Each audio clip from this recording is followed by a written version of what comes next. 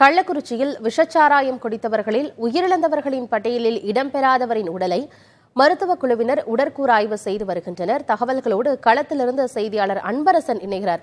அன்பரசன், யாருடைய உடலை உடற்கூறாய்வு செய்யறாங்க? அங்க என்ன நடக்குது?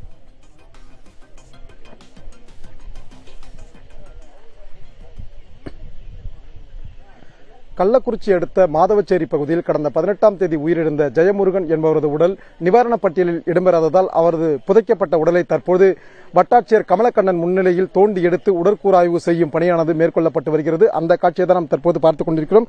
குறிப்பாக புதிய தலைமுறை செய்தியின் எதிரொலியாக இந்த உடற்கூறாய்வு நடைபெற்று வருகிறது. கள்ளக்குறிச்சி அடுத்த மாதவச்சேரி பகுதியில் விஷச்சாராயம் அருந்தியதினால் ஜெயமுருகன் மற்றும் இளையராஜா ஆகிய நபர்கள் கடந்த 18ஆம் தேதி உயிரிழந்துள்ளனர். மருத்துவமனைக்கு செல்வதற்கு முன்பாகவே இவர்கள் உயிரிழந்ததால் இவர்களது குடும்பத்தினர் காவல்துறையினரிடம் தகவல் தெரிவிக்காமல் இளையராஜாவின் உடலை எரித்தும் அதேபோன்று ஜெயமுருகனின் உடலை புதைத்தும் இருக்கிறார்கள்.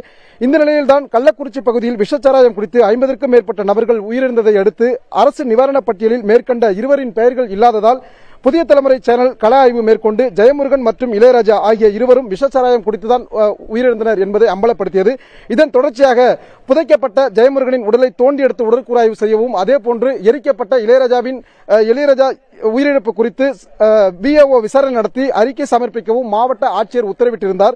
இந்த நிலையில் புதைக்கப்பட்ட ஜெயமுருகனின் உடலை தோண்டி எடுத்து உடற்கூறாய்வு செய்வதற்காக தற்போது சின்னசேலம் வட்டாட்சியர் கமலக்கண்ணன் முன்னிலையில் தற்போது போலீசார் அதேபோன்று பாரன்சிக் அதிகாரிகள் வருகை தந்து அந்த பிரேதத்தை தோண்டி எடுத்து வருகிறார்கள். அந்த காட்சியை தான் நமது ஒளிப்பதிவாளர் சந்துரு அவர்கள் நேரலையில் காண்பித்துக் கொண்டிருக்கிறார். குறிப்பாக இவர்கள் 18ஆம் தேதி இறந்து காவல்துறையிடம் தெரிவிக்காமல் வேறு ஏதேனும் ஒரு உடல்நல கோளாறினால் இறந்திருக்கலாம் என கருதி காவல்துறையினரிடம் தகவல் தெரிவிக்காமல் அவர்களது உறவினர்கள் வந்து ஜெயமுருகனின் உடலை புதைத்தும் அதேபோன்று இளையராஜாவின் உடலை எரித்தும் இருக்கிறார்கள். இதனையடுத்துதான் புதிய தலைமுறை கடந்த 2 தினங்களாகவே தொடர்ச்சியாக கள ஆய்வு செய்து இந்த சம்பவத்தை வெளிக்கொண்டு வந்தது.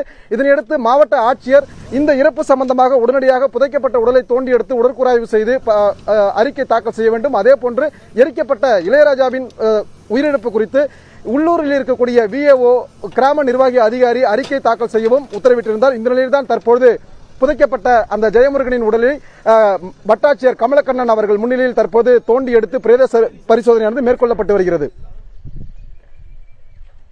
அன்பரசன், இளையராஜாவின் உடலை தகனம் செஞ்சுட்டாங்க அவங்களுடைய உறவினர்கள். ஆனா இப்ப அவங்களுடைய குடும்பத்தினருக்கு நிவாரண தொகை கிடைக்குமா? அதுக்கு மாவட்ட நிர்வாகம் தரப்புல இருந்து என்ன சொல்றாங்க? அதே போல ஜெயக்குமார் அவருடைய உறவினர்கள்லாம் எங்க இருக்கிறாங்க? அன்பரசன்,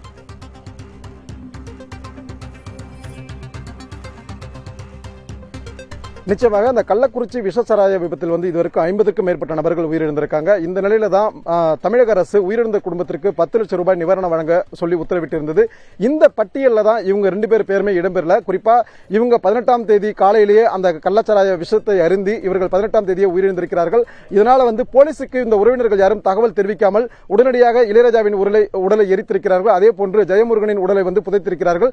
அதன் பின்பாகத்தான் கள்ளக்குறிச்சி கருணாபுரம் பகுதியில் தொடர்ச்சியாக அடுத்தடுத்து 50க்கும் மேற்பட்ட நபர்கள் உயிரிழந்ததை அடுத்து இந்த நபர்களும் கள்ளச்சாராயம் குடித்துதான் உயிரிழந்தார்கள் என்று இவர்கள் சந்தேகித்திருக்கிறார்கள். இந்த தகவலை தான் புதிய தலைமுறை சேனலானது கடந்த 2 தினங்களாக கள ஆய்வு செய்து இதை வெளிக்கொண்டு வந்தது.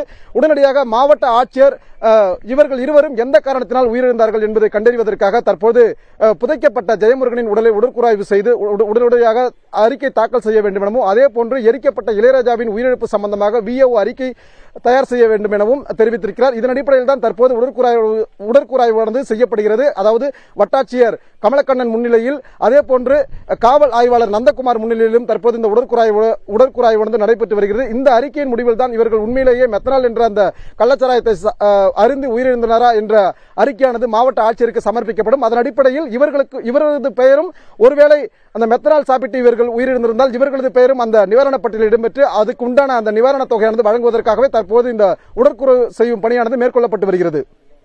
தகவல்களை வழங்கியமைக்கு நன்றி அன்பரசன்.